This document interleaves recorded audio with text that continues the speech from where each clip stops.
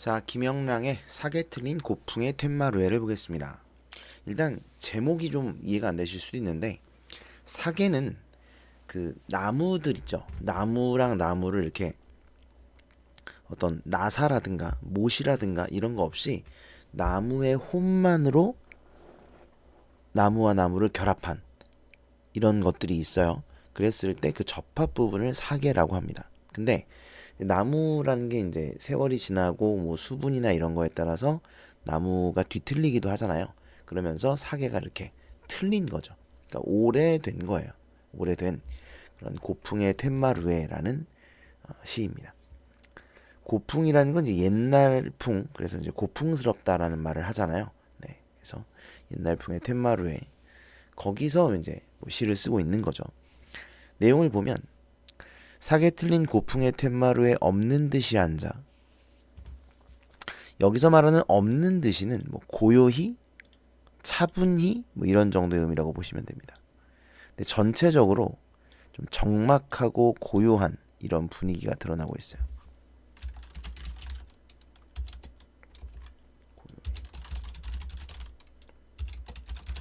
이런 의미입니다. 없는 듯이 앉아. 아직 떠오를 기척도 없는 달을 기다린다. 일단 화자가 달을 기다린대요. 그러니까 당연히 긍정이죠. 박스를 해야 되겠고요.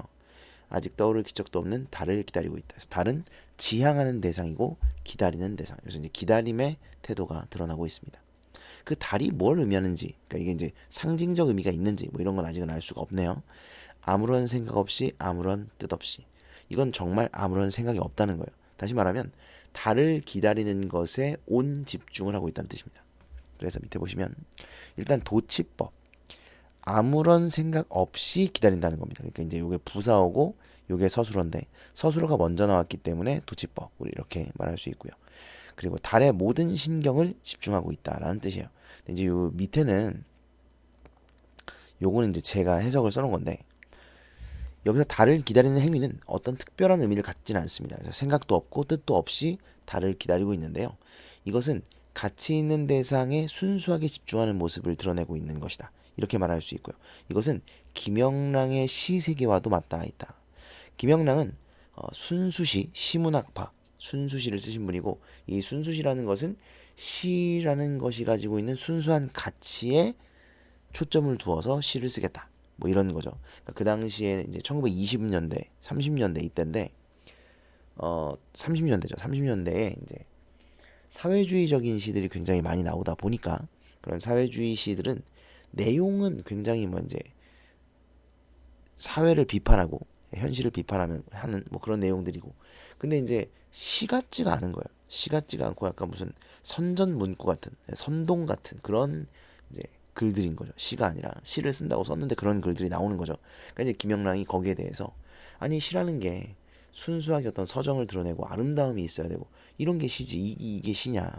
그러면서 이제 그런 사회주의적인 시들을 비판하면서 순수시를 이제 들고 나온 거거든요. 그러니까 다른 어떤 현실이라든가 이런 것보다는 좀 더 시라는 그 자체 순수함에 초점을 두었던 거죠. 그런 것처럼 그런 것처럼 이제 가치 있는 대상, 여기서는 달이겠죠. 달이라는 가치 있는 대상에 순수하게 집중하는 모습을 보이고 있다는 겁니다.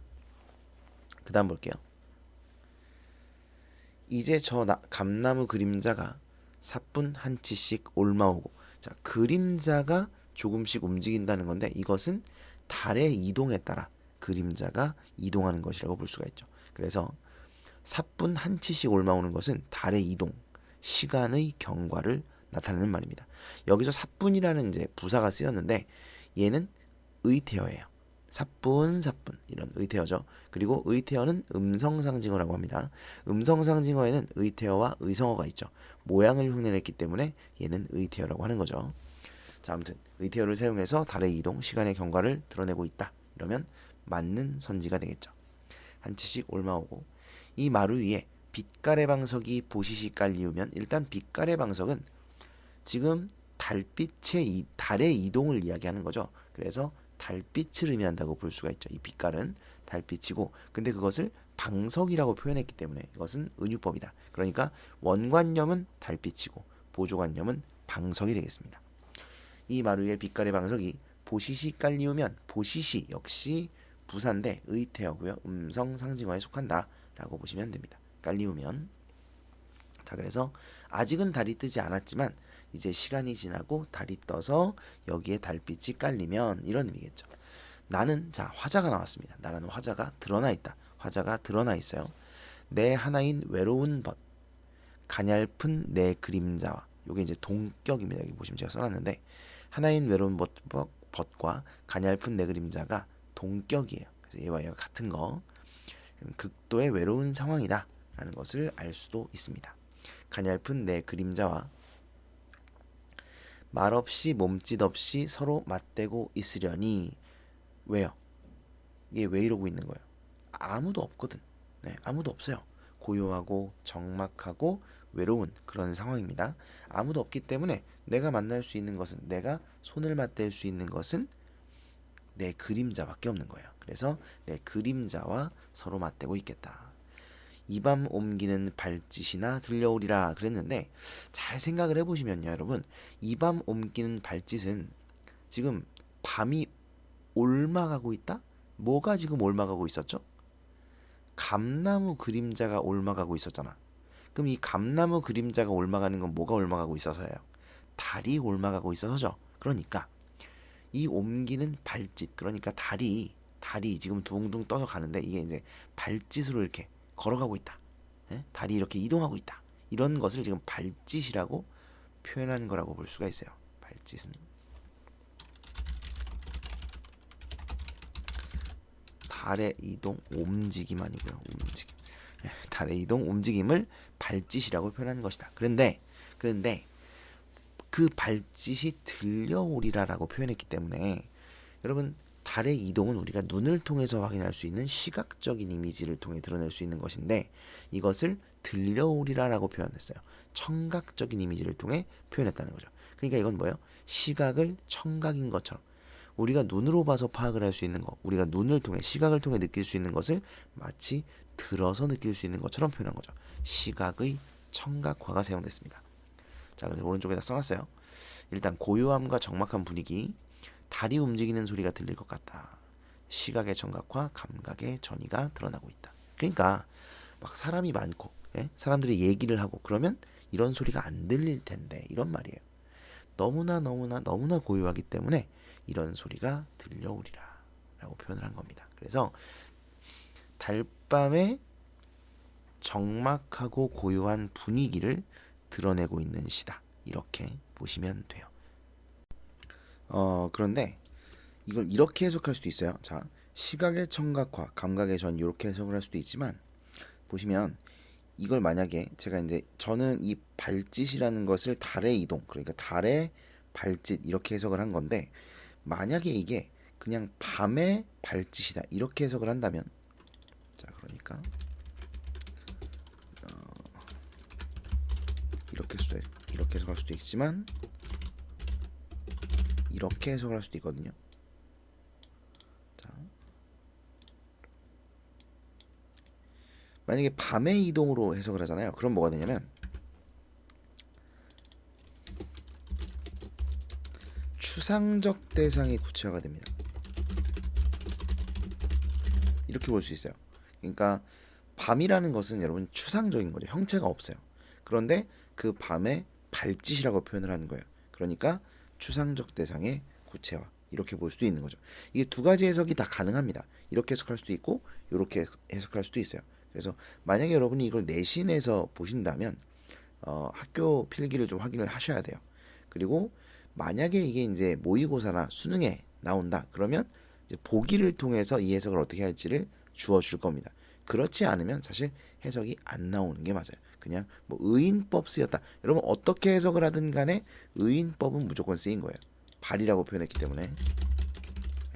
의인법이 쓰였다는 건 맞지만 이걸 시각의 청각화로 볼 것인가 아니면 추상적 대상의 구체화로 볼 것인가는 해석에 따라 달라질 수 있습니다. 그래서 모의고사라든가 수능에서는 이게 나오진 않을 거예요. 나온다면 보기를 통해서 관점을 제시하고 나올 것이다, 이렇게 생각하시면 돼요.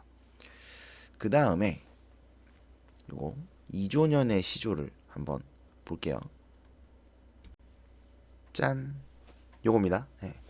자, 이화의 월백하고 은하니 삼경인제 일지춘심을 자규에 알게했냐마는 일지춘심은 봄의 마음, 자규는 소쩍새를 의노한 겁니다.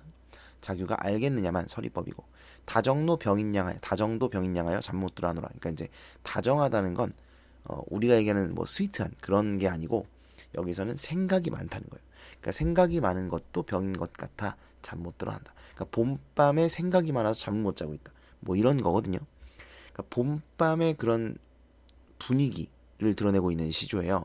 이런 것처럼 이 시도 김영랑의 이 시도 봄밤에 뭔가 생각이 많고 고요하고 적막한 가운데에서 그 달을 기다리면서 그 봄밤의 어떤 자기의 분위기, 자기의 분위기는 아니고 봄밤의 분위기를 드러내고 자신의 외로운 정서도 슬쩍 비추는 뭐 그런 시라고 보시면 돼요. 그래서 봄밤의 애상감이라는 점에서 이 시조와 이 시가 좀 맞닿아 있다. 나올 수 있어요. 같이 묶어서 좀 알아두시기 바랍니다. 자, 내용을 정리를 했어요. 화자는 나고요.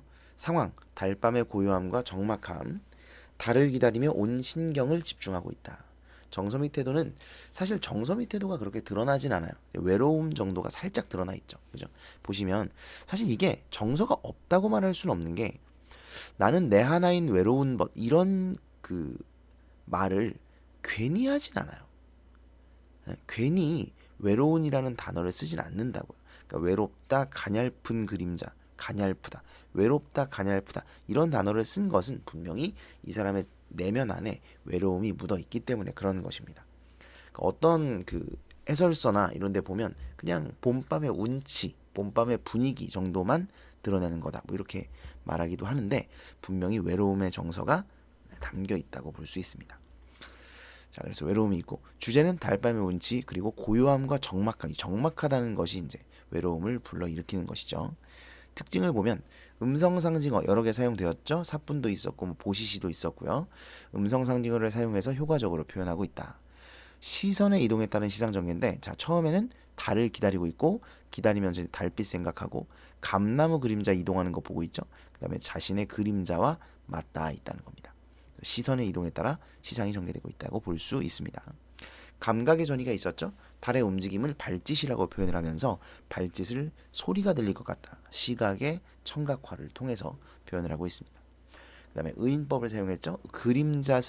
그림자를 벗이라고 표현했어요. 그렇죠? 벗이라고 했으니까 당연히 사람이겠죠. 의인법이 사용되고 있습니다. 자, 이렇게 정리를 하시고요. 그러니까 뭐 내용 이해하시면 되고 그 다음에 전체적으로는 분위기가 이런 분위기다. 표현법 이런 시들은 여러분 내용이 별로 없어요. 내용이 별로 없기 때문에 표현 방식에 대한 문제를 낼 가능성이 굉장히 높고 내용적인 측면에서는 그냥 봄의 애상감, 봄의 분위기, 적막함, 고요함을 드러내고 있다. 아, 여러분 죄송해요. 이 시는 봄은 아닙니다. 네, 이 시는 봄은 아니에요. 네, 이거 큰일 날 뻔했네. 제가 얘기한 건 그러니까 요 시가 봄의 애상감을 드러내고 있잖아요. 그냥 봄의 그 분위기를 드러내는 시잖아요. 그런 것처럼 이 시도 그냥 어떤 분위기, 달밤의 분위기를 드러내는 시다라는 점에서 동일하다는 거예요. 예, 그냥 어떤 내용이 없이 분위기를 드러내고 있다는 점에서 그리고 그 분위기에서 느껴지는 정서가 애상감이라는 점에서 공통점이 있다는 거지. 이 시는 절대 봄은 아닙니다. 네, 이거 큰일 날 뻔했네. 제가 잘못 말씀드렸고 이거 끝까지 안 들으시는 분들은 잘못할 수도 있겠는데 봄은 아니에요. 요 시만 봄입니다. 요 시조만. 그래서 봄은 아니지만 어쨌든 달밤의 애상감을 드러내고 있다. 네, 이렇게 알아두시면 되겠습니다.